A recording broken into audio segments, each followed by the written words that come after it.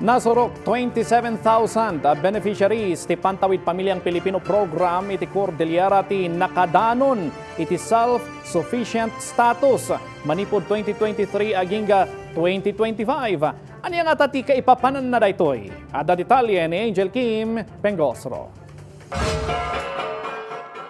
Itinaysayang Kata Regional Social Development Committee, imbinglay ti Department of Social Welfare and Development at 27,351 households tinagraduaran iti Pantawid Pamilyang Pilipino program may basar iti Social Welfare and Development Indicator Assessment. Ti Social Welfare and Development Indicator ket mararamat tapno mailasi no nakadanon dagiti benepisyaryo iti self-sufficient level, particular iti panakagunod kadagiti kang runaan na serbisyo ti salunat ken edukasyon.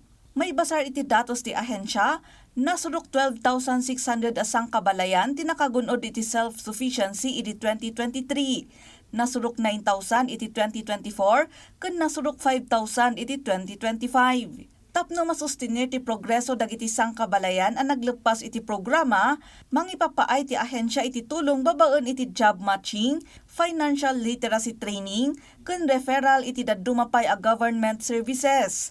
Kabayatan na 1,315 ang nagturpos ti nakagunod iti trabaho kadagiti ahensya ti gobyerno, local government unit, pagadalan, civil society organizations ken pribado a kompanya. As of April 30, ti rehiyon katadaan iti agarop 39,000 a pamilya asaklaw ti programa T4Ps. Ti probinsya ti Abra ti addaan iti kaadwan a benepisyaryo, ken syudad ti Baguio ti Kabasitan. Anjel Kim Pengosro para iti Pambansang TV, iti Baro, a Pilipinas.